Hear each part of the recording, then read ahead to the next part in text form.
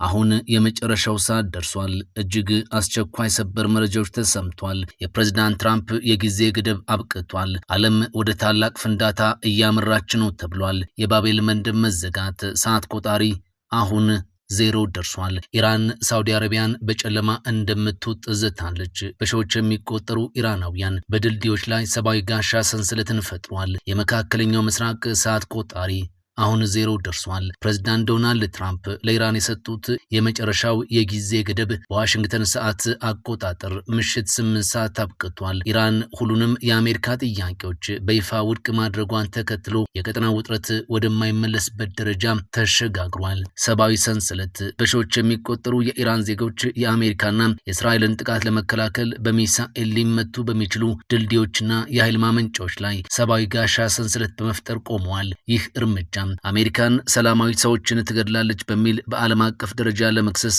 የታለመ ስልት እንደሆነ ተገምቷል። የባቤል መንደብ መዘጋት ኢራን መሰረተ ልማቶቿ ከተደበደቡ አጋሮቿ ማለትም ሁቲዎች በቀይ ባህር የሚገኘውን ስልታዊው የባቤል መንደብ ወሽመጥን በአስቸኳይ እንደሚዘጉ በይፋ አስታውቋል። የሳውዲ አረቢያን ስጋት ሮይተርስ እንደዘገበው አሜሪካ የኢራን የኃይል ማመንጫዎችን ካወደመች ኢራን በአጸፋው ሳውዲ አረቢያን በጨለማ ውስጥ እንደምትጥል በነዳጅና በኤሌክትሪክ ተቋማት ላይ ጥቃት በመሰንዘር ዝታለች። ኢራን ከዋሽንግተን ጋር የነበራትን ማንኛውንም አይነት የቀጥተኛ ግንኙነት በይፋ ሙሉ በሙሉ አቋርጣለች። ትራምፕ ማክሰኞ የገሃነም ቀን ይሆናል ብለው የዛቱት ጥቃት ሊጀመር ጥቂት ደቂቃዎች ብቻ ቀርተዋል። የኢራን ሕዝብ በኃይል ማመንጫዎች ላይ ጋሻ ሆኖ መቆሙ አሜሪካን ለጥቂት ሰዓታት ልታመነታ ቢችልም ትራምፕ ግን ማስፈራሪያው አይገታኝም የሚል አቋም የያዙ መስለው ቀጥለዋል። የባቤል መንደብ መዘጋትና በሳውዲ ላይ የሚሰነዘር ጥቃት ደግሞ ጦርነቱን ከመካከለኛው ምስራቅ አልፎ መላውን ዓለም ወደ ኢኮኖሚ ውድቀት የሚከት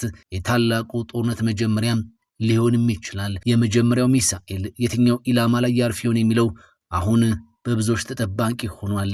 ዛሬ ሌሊት ስልጣኔ ተመልሶ በማይመጣበት ሁኔታ ያበቃልታል ሲሉ ፕሬዝዳንት ትራምፕ አስጠንቅቋል። ኢራን የቀረበላትን ቅድመ ሁኔታ ተቀብላ ተግባራዊ የማታደርግ ከሆነ ሙሉ ስልጣኔዋ ዛሬ ሌሊት ይሞታል ሲሉ በጠንካራ ቃላት አስጠንቅቋል። የአሜሪካው ፕሬዝዳንት ዶናልድ ትራምፕ ዛሬ ሌሊት የሚጠናቀቀውን ለኢራን ያስቀመጡትን የጊዜ ገደብ በተመለከተ ባለፉት ቀናት ሲሰጡ የነበረውን ማስጠንቀቂያ ዘልዛቻን አጠናክረው ደግመውታል። ፕሬዝዳንቱ ትሩዝ በተባለው የማህበራዊ ሚዲያ ገጻቸው ላይ ማክሰኞ ከሰዓት በኋላ ባሰፈሩት መልእክት ስልጣኔ ተመልሶ በማይመጣበት ሁኔታ ዛሬ ምሽት ያበቃለታል ሲሉ በኢራን ላይ ዝተዋል። ትራምፕ ጨምረውም ያ እንዲሆን አልፈልግም፣ ነገር ግን ሳይከሰት አይቀርም። ቢሆንም ግን በአሁኑ ጊዜ ሙሉና አጠቃላይ የስርዓት ለውጥ አለ። የተለዩ ብልህና ብዙም ጽንፈኛ ያልሆኑ የበላይነትን ይይዛሉ። ምናልባትም የሚያስደንቅ ለውጥ ሊመጣ ይችላል፣ ማን ያውቃል በማለት በጽሁፋቸው ላይ የጠየቁት ትራምፕ ዛሬ ሌሊት ሊከሰት የሚችለውን አመልክቷል። በዓለም ረጅምና ውስብስብ ታሪክ ውስጥ በጣም ወሳኝ የሆነውን ነገር ዛሬ ማታ የምናየው ይሆናልም ብለዋል። የ47 ዓመታት ጭቆና፣ ሙስናና ሞት በመጨረሻም ያበቃል። እግዚአብሔር ታላቁን የኢራን ሕዝብ ይባርክም ብለዋል። ትራምፕ ኢራን የሆርሙዝ ወሽመጥን በመክፈት የተኩስ አቁም ሐሳብን እንድትቀበል ያስቀመጡት የጊዜ ገደብ ዛሬ ማክሰኞ ሌሊት ለረቡዕ አጥቢያ ከሌሊቱ 9 ሰዓት ላይ በይፋ ያበቃል። ኢራን የተኩስ አቁም ሳይሆን ሙሉ ለሙሉ ጦርነቱ እንዲቆም የተጣሉባት ማዕቀቦች እንዲነሱላትና የሌሎችም ቅድመ ሁኔታዎች መሟላትን በመጠየቅ የራሷን ቅድመ ሁኔታዎች አቅርባለች። በሌላ በኩል ደግሞ በፓኪስታን መሪነት ዲፕሎማሲያዊ ጥረቶች እየተደረጉ ሲሆን በቀሩት ሰዓታት አንዳች ስምምነት ላይ ካልተደረሰ ለ6 ሳምንታት የተካሄደው ጦርነት ወደ አደገኛ ደረጃ ከፍ ሊል ይችላል የሚል ስጋት በመላው ዓለም ተፈጥሯል።